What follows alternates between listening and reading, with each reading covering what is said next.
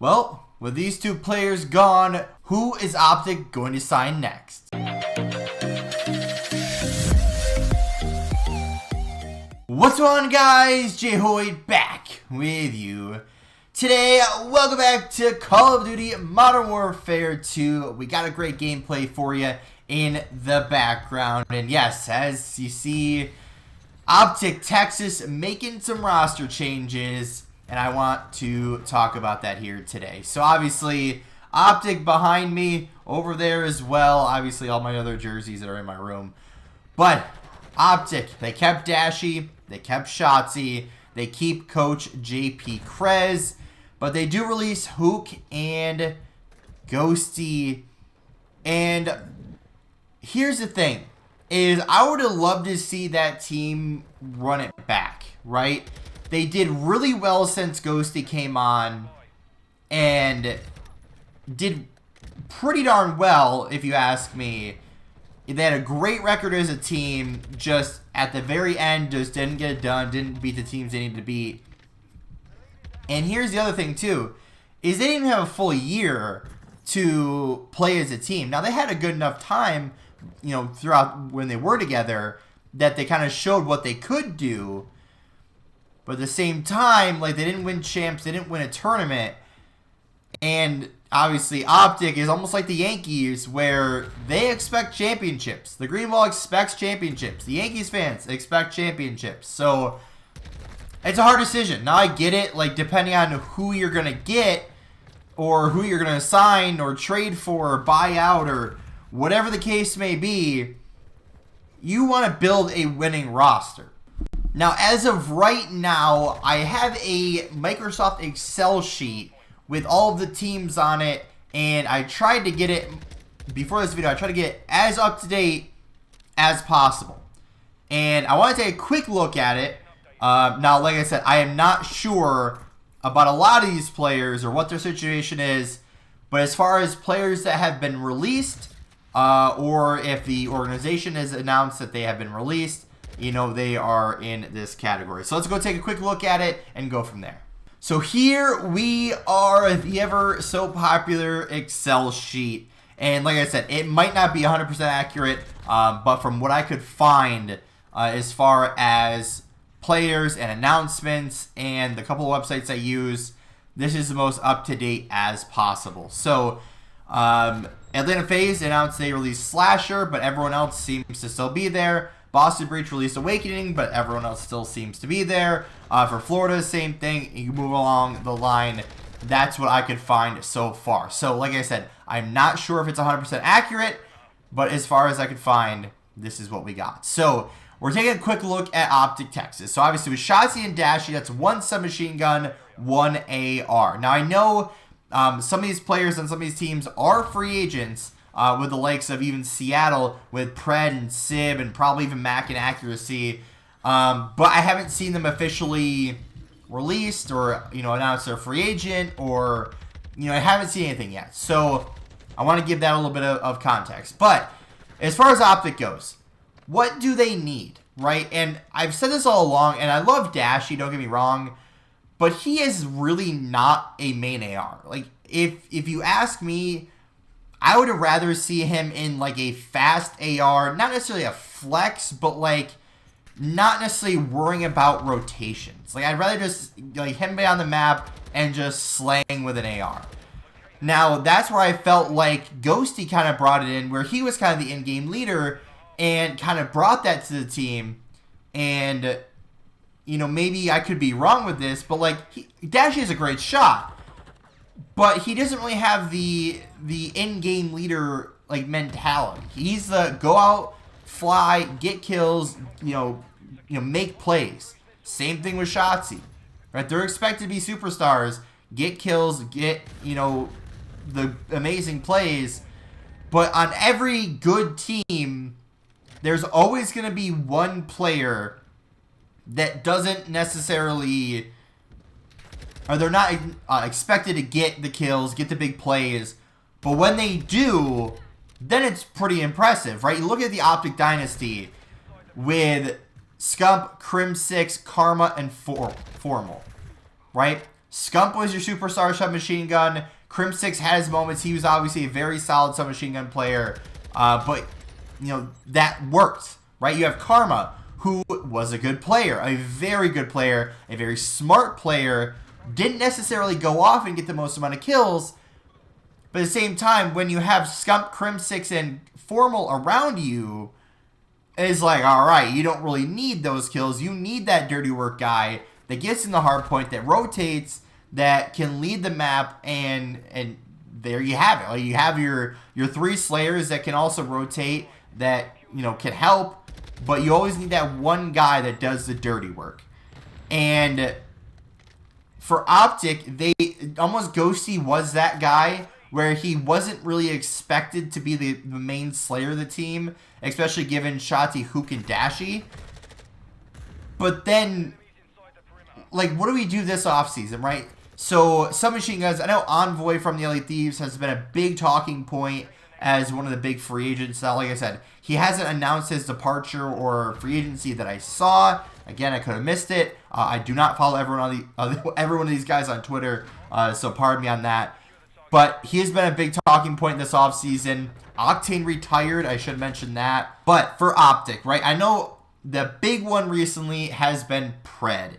And I know even last year it was rumored that, or even announced almost, that Hex from OpTic agreed to, what was it, the buyout, the price of whatever, for Pred 3 times. And they raised it each time. And he wanted to accept it every time. And they just never completed the deal. Now, obviously, with how big of a superstar Pred is, does he go to OpTic? Now, would that work? Now, you'd have 2 superstar SMG players, but would that work? Right? You have 2, like I said, amazing subs, but they almost kind of fit the same role. Like, both just like, go make a play, go flank, go get kills, go make the big plays. Like, I don't know how well that would work. Now, as far as another AR, or even a Flex, who obviously could run either, then you start to run into some big questions where you have the likes of like Cammy, you have Attach on the market. You know, looking at the free agents down there, I mean, you could get some young players. I mean, Gizmo was a big name a couple years ago, but, you know, probably not. Probably not either of those guys. I mean, Spart, no. ProLoot, they've had some history with that, with him, but probably not given the bigger names that are on the market. Awakening could be a name that could be thrown in the mix, but probably not. Temp, that'd be an interesting idea, but probably not. And then, I guess, illey, but then, like, they already released illey, so, like, probably not going to happen. As far as ones that are still under contract, you have Celium, which FaZe isn't going to part with, especially going to OpTic. I don't think they get Beans. I don't think they get Arcides. I know Draws has been in the mix of a potential talks with OpTic, but does that work out? Probably not. New York subliners probably aren't changing. And then the last 2 could be the most interesting, being Sib and Scrappy. Or Scrap. I'm not really sure which one he actually goes by, but one of those 2. So a Sib, I believe, is a free agent. Scrappy, I believe, the rumors are Toronto's going to try to sell all their players and build around Scrappy, and then have 3 of the players on almost rookie contracts.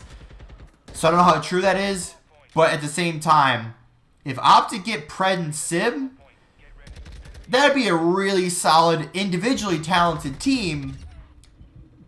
But at the same time, I feel like that wouldn't go as well as people think, right? Now, don't get me wrong. Those 4 players are all very individually talented. But when you build dream teams don't work. And would I mind seeing that? No. Right? I would love to see that with how good I know each of those players could be. But at the same time, you almost need one of those players to not be a superstar. And with shotzzy, if it was shotzzy, Pred, Sib, and dashy, I don't know how well that would work. Like, somebody would struggle. Like, they wouldn't put up the same amount of stats as they once did. And I would feel like they would get, I don't want to say scapegoated, but I just feel like it wouldn't work. Like, you need one player, like I said, to do the dirty work. Whether that's your second sub, or whether that's your flex, or if Dashy's going to be a flex and you get a second main AR that's your rotate guy, or what. But there's lots of big names out there. Like I said, I know when Scump, or what was it, last offseason, the two names that kind of came about were Attach and Cammy, I think it was. I think it was last offseason, before they got the players they did. I feel like that was a possible change, a two-player change with Scump and, I think it was Scump and shotzzy at the time. So, like I said, there's lots of big names out there. Asim is one of those players that does the dirty work. But other than him, I mean, Attach, Cammy, I don't think Clayster would go back there, just given that they have Dashy. But again, that could be interesting, right? I mean, Clayster did perform really well last year. Other than that, there's a lot of big names still on the free agent market this year. So if I would have had to guess, what OpTic do is, as much as I would love Sib and Pred, I feel like they should only get one of them. And given that, if you look at the OpTic Dynasty roster, you need that karma role where you can do the dirty work, you're a really smart player, but you're not necessarily expected to put up big numbers. That's the guy you need on this team. Let's just say if it is shotzzy, Pred, and Dashy, then you gotta find a guy that isn't expected to be a superstar. A good player that's smart, and you can move on. Now, also what I saw on Reddit before this was, someone was saying, I don't have it screenshotted, but they were talking about, would it be silly for them to bring back Ghosty? And I don't think it would be. Now, obviously, we saw what he can do. He wasn't the superstar that he didn't need to be a superstar, I should say. He played pretty well. He definitely went off in some moments. But at the same time, I don't know why they decided to make this decision. Like, I thought that, like, they would run it back. Like, realistically, like, they were a good team. But, you know, possibly that could be an option. Bring back Ghosty. We'll see. Now, also something I would like to see is, if Karma is serious and wants to keep coaching, that would be awesome. At the same time, they have JP Krez, and it would be nice to at least have two coaches and have somewhat of a staff that could help with vetoes, or have a new fresh set of eyes on stuff, and maybe that would help them out a little bit. And obviously we know what Karma could do. Obviously we know his history with not only the OpTic Dynasty, but what was it, Complexity, EG. You know, was it the original Complexity, or was it just EG? I don't remember. But Farico Impact, like, he knows about winning. He was the first 3-time world champ. He retires as a 3-time world champ. And obviously he knows what he's doing and how to win. So, given an official prediction, I know obviously all rumors, but it would be really cool if one of Pred or Sib could go to OpTic, and then somebody like a Ghosty that's not expected to be, you know, a superstar and get all the stats and look like a star. I would love to see just the dirty work guy get paid.